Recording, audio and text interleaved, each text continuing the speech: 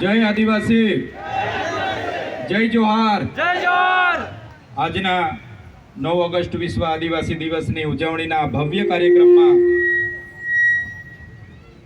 અહીં ઉપસ્થિત તમામ મંચસ્થ આગેવાનો અને મોટી સંખ્યામાં અહીં પધારેલા જુદા જુદા ગામોથી વડીલો, યુવાનો અને માતા બહેનો, 9 ઓગસ્ટ વિશ્વ આદિવાસી દિવસ એટલા માટે ગૌરવનો દિવસ છે કે જ્યારે 1992માં બ્રાઝિલના રિયો ડી જાનેરોમાં વિશ્વ પરિષદ મળી, અનેક દેશના વિદ્વાનોએ, પ્રતિનિધિઓએ યુનો દ્વારા જે પરિષદ હતી એ પરિષદમાં નિર્ણય કર્યો, જો આવનાર દિવસમાં વિશ્વને બચાવવું હશે તો આદિવાસીઓની જીવનશૈલી તરફ વળવું પડશે, પ્રકૃતિ તરફ વળવું પડશે।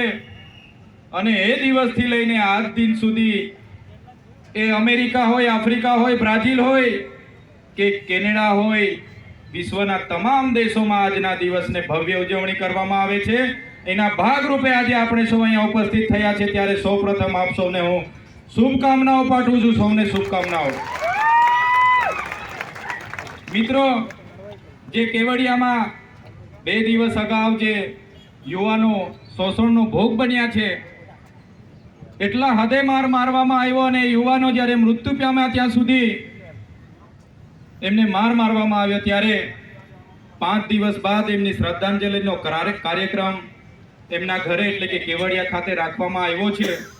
અને તે દિવસે આપણા ગુજરાતના લોકોને, આદિવાસી સમાજના તમામ આગેવાનો સાથે તમામ રાજકીય અને સામાજિક આગેવાનોને ત્યાં આહવાન આપ્યું છે કેવડિયાથી કે બધાએ ત્યાં પધારવાનું છે અને એકતા બતાવવાની છે। તો આપણે બધાએ 13 તારીખે 10:30 વાગે કેવડિયા પહોંચવાનું છે। તૈયાર છો બધા? ક્યાં સુધી અન્યાય ચાલશે?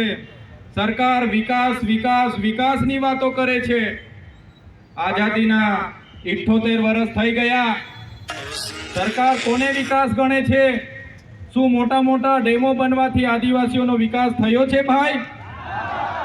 ઊંચી ઊંચી પ્રતિમાઓ બનાવવાથી વિકાસ થયો છે? નેશનલ હાઈવે કોરિડોર બનવાથી આપણો વિકાસ થયો છે? લિગ્નાઇટોની ખાણો કોરવાથી આપણો વિકાસ થયો છે? રેતીની લીજો ચાલવાથી આપણો વિકાસ થયો છે? નથી। અમારો વિકાસ તો ત્યારે થશે જ્યારે સારી શાળાઓ મળશે, સારી કોલેજો મળશે, પૂરતા શિક્ષકો હશે।